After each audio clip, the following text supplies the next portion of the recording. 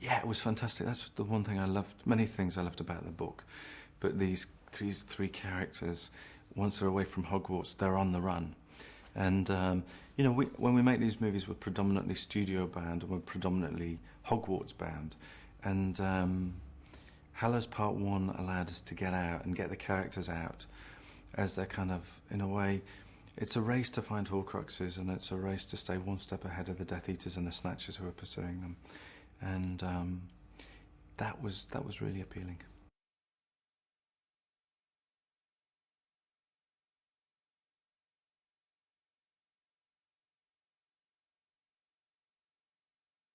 Do you know, it's great. I mean, they've grown up around a lot of green screens, frankly, and that's what's really wonderful about them as well, because they're probably the most experienced actors in the world at working in green screen environments. But when you take them out into the real forest, or you put them on a beach, first thing in the morning, and they get soaking wet because it's cold and it's windy, and they absolutely loved it. You know, it kind of infuses the work, and it makes it feel realer and stronger. And so I think it did us all a power of good getting out and about.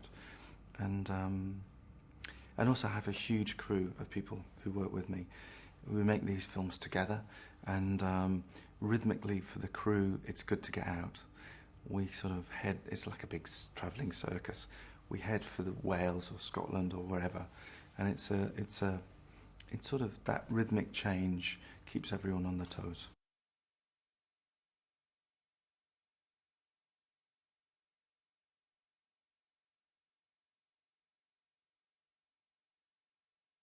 Ah, we loved doing that. It was really fun. It's a really tender scene in the movie, and I had a choreographer called Anthony Van Last, who's a really clever man.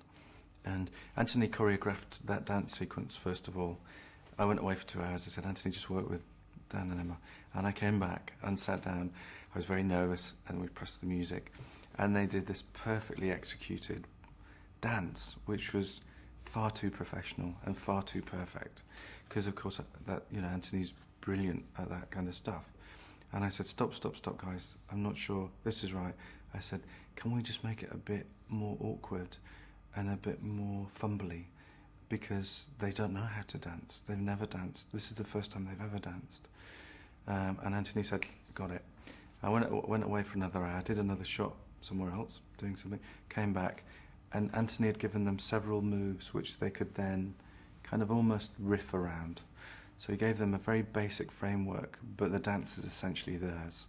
And I sat down, we played the music, and it was this really awkward, fumbly, slightly funny, but very sweet and moving, awkward dance together.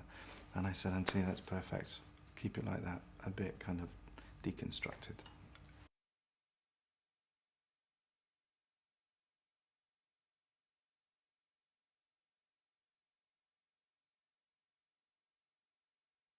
It represents two sides of my id, I think, you know, basically.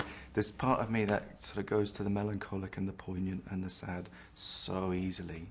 But then you bring out the pyrotechnics and the big boxes with buttons that you press to blow things up, and I suddenly schizophrenically shift to this 8-year-old boy who just likes the kind of big explosions and the fights and stuff. Because all that kind of stuff is really fun. And I had a wonderful guy called John Richardson who did all those kind of big explosion-y things. And we shot the movie, so there'd be 2 days where we'd shoot something like The Dance, which is so delicate and intimate, and then the next day we'd be out having Death Eaters fight, you know, and blow things up. So it was a very bipolar experience. But it was actually really healthy, because you didn't get too kind of, you know, you didn't get too stuck in one mode, hopefully, for too long.